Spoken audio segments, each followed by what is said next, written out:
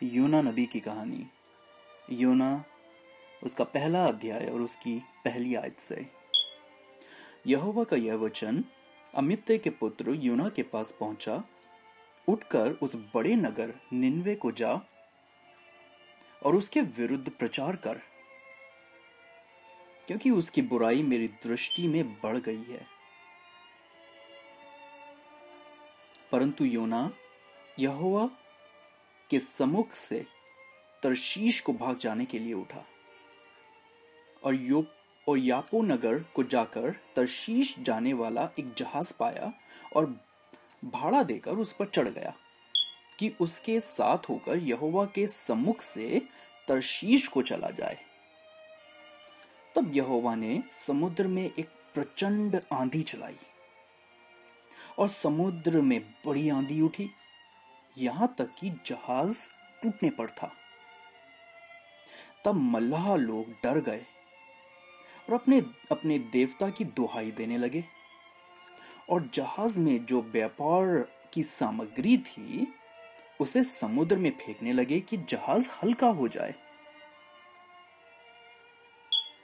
परंतु योना जहाज के निचले भाग में उतरकर सो गया था और गहरी नींद में पड़ा हुआ था।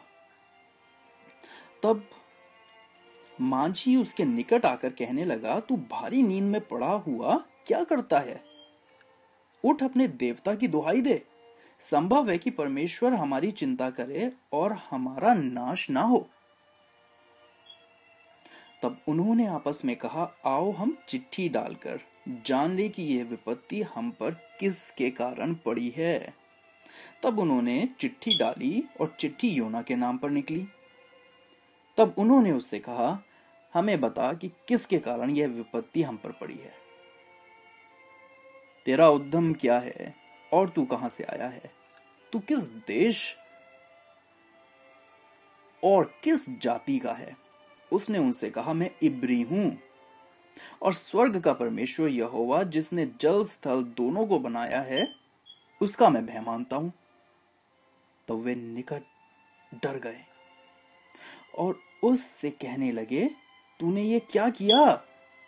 वे जान गए थे कि यह परमेश्वर के सम्मुख से भाग आया है, क्योंकि उसने आप ही उनको बता दिया था।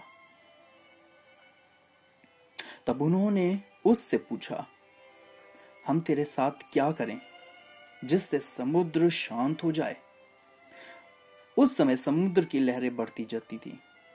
उसने उनसे कहा, मुझे उठाकर समुद्र में फेंक दो, तब समुद्र शांत पड़ जाएगा, क्योंकि मैं जानता हूं कि यह भारी आंधी तुम्हारे ऊपर मेरे ही कारण आई है।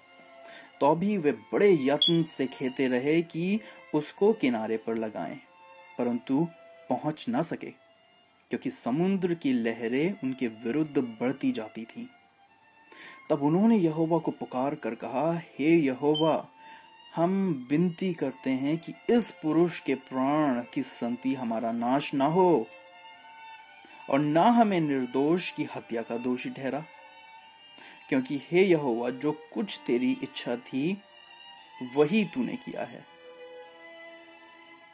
तब उन्होंने योना को उठाकर समुद्र में फेंक दिया और समुद्र की भयानक लहरें थम गईं। तब उन मनुष्यों ने यहोवा का बहुत ही भय माना और उसको भेंट चढ़ाई और मन्नतें मांगी। यहोवा ने एक बड़ा सा मगरमच्छ ठहराया था कि योना को निगल ले, और योना उस मगरमच्छ के पेट में 3 दिन और 3 रात पड़ा रहा।